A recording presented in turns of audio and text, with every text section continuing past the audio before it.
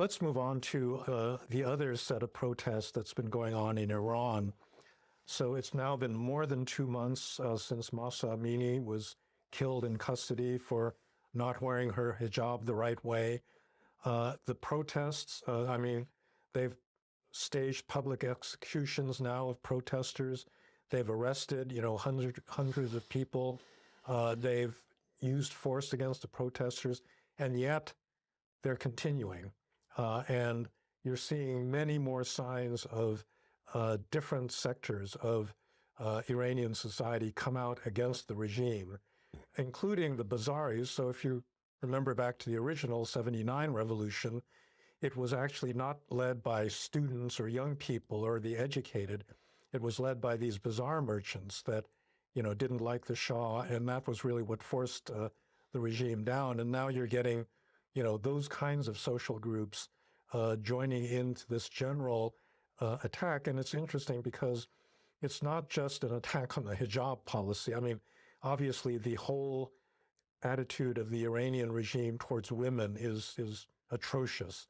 And that is a very specific complaint, which is why women have been so much on the front lines of this set of protests. But, people are calling for the end of the Islamic regime. In fact, our former Draper Hills fellow, Saeed Golkar, is of the opinion that once this revolution plays itself out, Iran could emerge as the most secular country in the entire Middle East because people are just so sick of, this clerical regime. But what's your general, view of what's been going on there? Well, there is one interesting parallel between the protests in China and the protests in Iran, but it's much more, what I'm about to say is much more manifest and advanced in Iran than in China. And that is, once people start protesting a narrow grievance and a narrow outrage, the enforcement of the hijab in Iran and the murder of this brave young woman, the zero COVID policy and the insufferable lockdowns in China, and then they come out into the streets, they kind of, after a while, every frustration and every dimension of anger and disgust is kind of unlocked and unleashed. And in each case, we've heard and seen broader calls for freedom, and in Iran for democracy. Now, it's much more widespread in Iran, but you've seen the word freedom. And I don't think in China, in the protests, and I don't think they only meant it, we want freedom to move about and not be locked in our apartments. Many people have been writing and saying, we want to be able to express ourselves. We want a free society. And, many of the intellectuals and businessmen and professionals, they've been out around the world. They've studied in the United States, studied in Europe, studied in Australia, done business in various places. For a while, when China was riding high in the saddle with rapid economic growth, they kind of bought the line that China had a superior system. But now that economic growth has been suspended and may be absent for some time to come, and that the regime's performance in material terms is so abysmal, the freedom of the West is starting to look much more attractive. I think that story has been a much longer story in Iran. We saw protests like this, in some ways more focused, in some ways less diffuse in Iran in 2009 with the Green Movement, so this isn't the first time. But this has gone on much longer and much deeper. It has gone on longer, it has gone on deeper, but in some respects, it's less threatening. And the reason why I say that is in 2009, there was an alternative government in waiting, and the alternative government had actually, it was a liberal within the system, but he had won the election. And so there was a logical conclusion to the protests that could easily have been implemented that would have led at least to some kind of real evolution in the nature of the regime.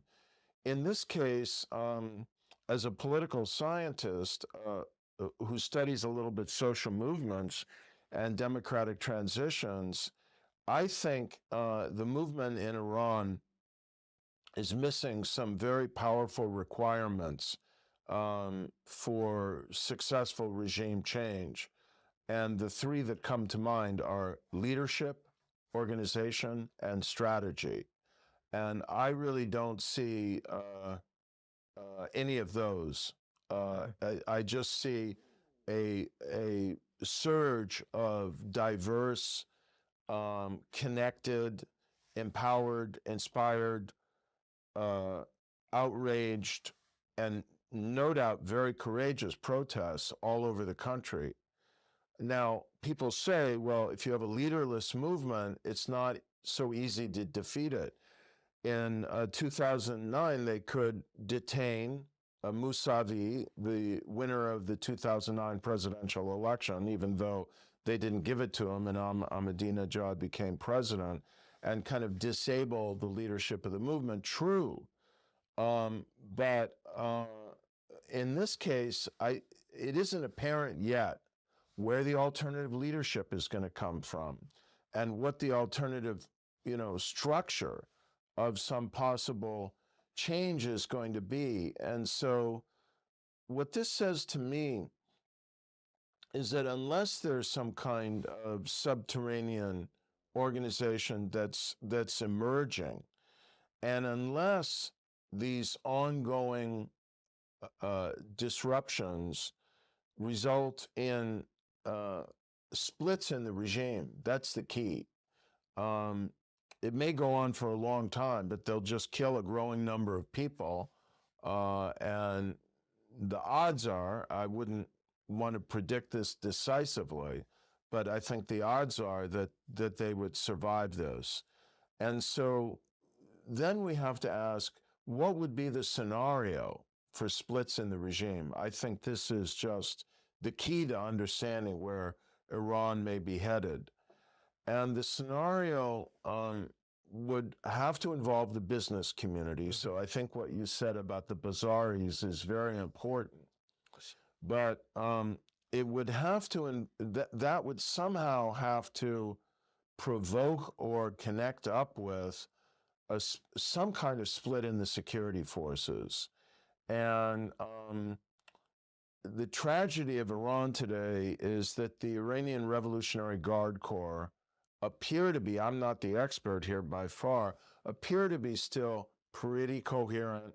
And then the Basij, which our friend, the irregular kind of young, thuggish shock troops of the regime that Saeed Golkar has become an analytical leader in studying, unless we start seeing splits there, it's just hard to see how the regime is going to be brought down. It's certainly not going to yield. It's got nowhere to go. So where's it going to fly to?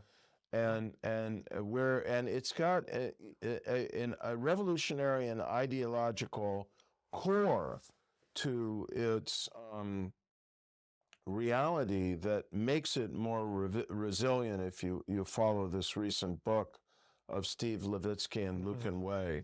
So I don't want to dismiss the possibilities here. It's clearly, I think, the most serious crisis that the Islamic Republic has faced since 1979.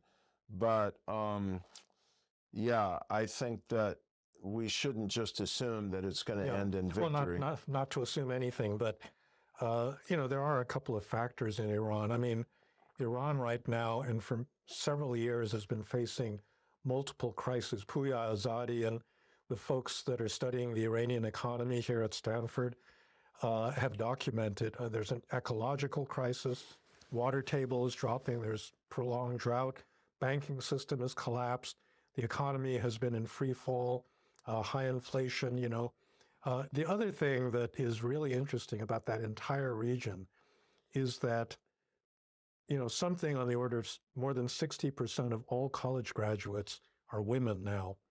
And by the way, this is not true just in Iran. This is true in Saudi Arabia, in the Emirates, in all of those conservative Gulf countries. And I think that it's just hard to see how you can educate that many women and not have it affect every single family, right? Because within the elite, everybody's, got a wife, a sister, daughter, who is being, personally put in this horrible position by these old men that are running, the country. And so I do think that there are some, social factors and deep economic factors that, will really eat at the legitimacy and, maybe cause some of those splits to occur. So I hope that's true as soon as possible.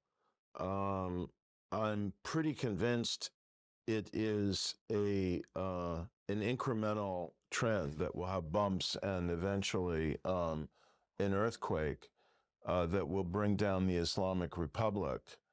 But I would just say, looking at the Venezuelan case, which some of us have been studying for the 2 decades now, incredibly, or so, that the Bolivarian socialism has destroyed Venezuela's economy and society. If you've got a steady flow of resources in both of these cases, not coincidentally, and Russia as well, in oil revenues, and you've got a coherent security apparatus, and add on a little layer of ideological conviction, although I'm not even sure that's necessary, they can stumble on for a long period of time if they're willing to kill enough people. So some critical necessities here is they have to find ways to sustain the mobilization and transform the mobilization, adapt it to the pattern of repression in the face of probably what are going to be a lot of executions and a lot of deaths, a lot of torture, a lot of horrible stuff. And they've got to find a way to generate splits in the regime.